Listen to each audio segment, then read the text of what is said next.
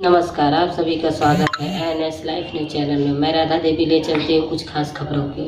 उत्तर प्रदेश जनपद कानपुर देहात के ग्राम सबदलपुर में 4 दिसंबर को श्रीमद् भागवत कथा एवं कलशों की पूजा आरती जोड़ी की गई। रामनाथ पाल पत्नी इंद्रानी देवी ने की एवं सभी ग्राम वासियों ने मिलकर के श्रीमद् भागवत कथा एवं कलशों में जल भर करके पूजन करा करके परिक्रमा की शुरुआत। नगर भ्रमण के बाद में सभी कलशों को वहां पर लाया गया जहां पर श्रीमद् भागवत कथा की व्यास गद्दी बनी थी। वही स्थान पर आकर के सभी कलशों एवं श्रीमद् भागवत कथा की स्थापना कराई गई, जिसमें कथा करा रहे पारीक्षक के स्थान पर रामनाथ पाल और उनकी पत्नी इंद्रानी देवी से पंडित आचार्य राहुल मिश्रा जो औरैया से श्रीमद् भागवत कथा को सुनाने के लिए पधारे गए हैं, जिसमें कथा का समापन 7वें दिन होगा, जिसमें यज्ञ होने के बाद में भंडारा का आयोजन होगा। रिपोर्टिंग उषा देवी, प्रबंध संपादिका की।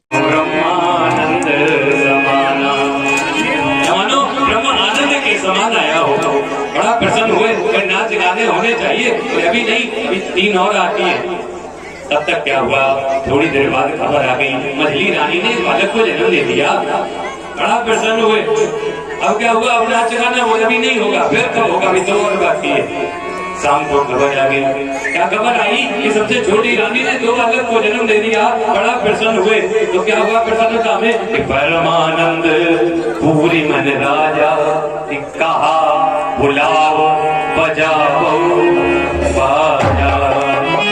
अब कहा है परमानंद है तो की रसत के घर में 4 लाला आ गए हैं, तो आनंद होना चाहिए, बधाई बढ़नी चाहिए, नाच गाना झूमना चाहिए। तो अभी जुमा इसीलिए दोनों लाला के एक साथ कराना। छोटे पंडित जी की इच्छा है कि दोनों लाला की एक ही साथ बधाई हो, ठीक है ना। क्योंकि सब देखते हुए पीछे देखते दादा लोग जल्दी उठने लगते हैं। सब देखते हुए हम धीरे धीरे कथा को आगे बढ़ाएंगे। फिर राम जी और कन्हैया जी के जन्म की एक साथ बधाई ज्यादा बढ़िया रहेगा। तो दशरथ जी के यहाँ पर 4 पुत्र जन्म लेते हैं। धीरे धीरे समय आगे बढ़ता है, तो इतना उत्सव मना है कि 1 महीने का दिन हो जाता है। मास दिवस कर दिवस मन जाने कोई रथ समेत रवि था निशा कवन विधि होए। 1 महीने का दिन हुआ, 1 महीने तक उत्सव मन रहा।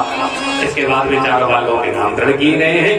स्वयं वशिष्ठ जी ने आकर के नामकरण किए हैं। जो आनंद सिंधु सुख राशि सीकर लोग सुपासी सो सुख राम राम हस नामा अखिल लोक दायक विश्रामा। जो आनंद के सिंधु, इनका नाम राम होगा। केकई नंदन का नाम रखा गया। विश्व भर पोषण कर जोई ताकर नाम भरत अस होई। इनका नाम भरत होगा, विश्व का बड़ा पोषण करेंगे। सुमित्रा नंदन जो 2 पुत्र हैं, नाम रखे गए। पहले नाम शत्रुघ्न जी का रखा गया। जाके सुमिरन तेरे पुनासा। महाराज जी के साथ करीब 10 वर्ष की लमसम हो गए। काफी टाइम हो गया। साथ जुड़े हुए हैं।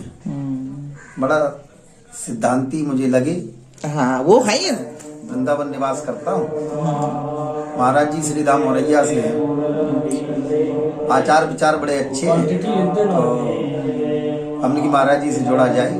महाराज जी याद करते हैं तो महाराज जी के साथ आ जाते हैं। बहुत अच्छा है, बड़ा आनंद आता है महाराज जी साथ कथा में। और हम कीबोर्ड प्ले करते हैं महाराज जी के साथ में। लेकिन महाराज जी जब कथा कहते हैं तो मैं भी उसमें भाव विभोर हो जाता हूँ। बड़ा आनंद आता है बजाने में। बड़ी अच्छी कथावाचक है। नमस्कार जी, राधे राधे। आप सभी को प्रेम का राधे राधे। हमारा शुभ नाम जैसा कि आप लोग ज्ञात है, आचार्य राहुल मिश्रा। हम औरैया जनपद के निवासी हैं और औरैया में ही हमारी विद्या जो अध्ययन हुआ है संस्कृत पाठशाला के द्वारा आचार्य पद पर अपने विद्या को अध्ययन किया है साहित्य से। और ठाकुर जी की ऐसी अनुकंपा है जिनके द्वारा हम भगवान की इस कथा को गाते हैं, लोगों तक पहुंचाते हैं। देखा जाए तो निजी अनुभव की बात करें तो आज हमको 13 वर्ष हो गए भगवान कथा गाते हुए।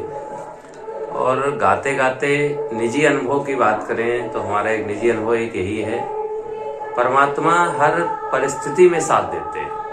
किसी भी परिस्थिति में आप रहें, चाहे आप दुख में हो या सुख में हो, अनुभव करोगे तो परमात्मा आपके साथ अवश्य है। बहुत बार ऐसा हुआ कि हमें निजी अनुभव में ऐसी अनुभूति हुई, बहुत से कष्ट आए जीवन में जिन कष्ट में किसी ने साथ नहीं दिया। तो जब हमने महसूस किया तो हमें परमात्मा साथ मिला।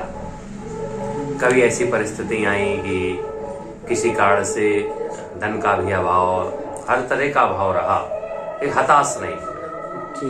हताश ना होने से जब वो समय सामने आता है तो हमें उतनी उपलब्धि जितनी चाहिए वो हमें परमात्मा ने दी।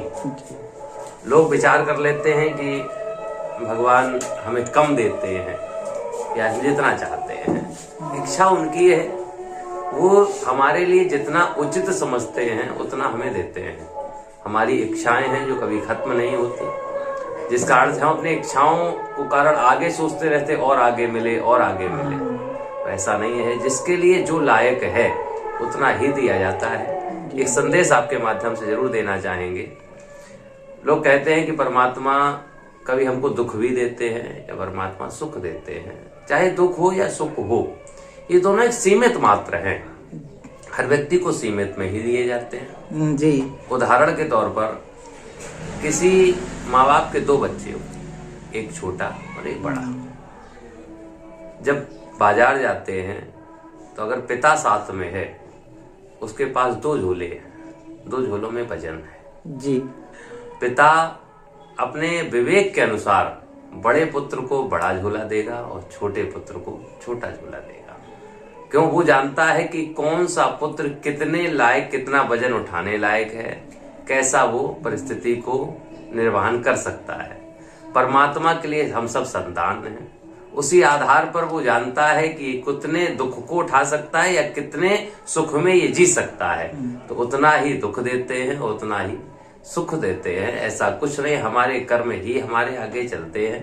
परमात्मा की कृपा के अनुसार हम अपने कर्मों का निर्वहन करते हुए धर्म के आधार पर चलेंगे तो हमारा सनातन भी बढ़ेगा, हमारा धर्म की ध्वजा बढ़ेगी।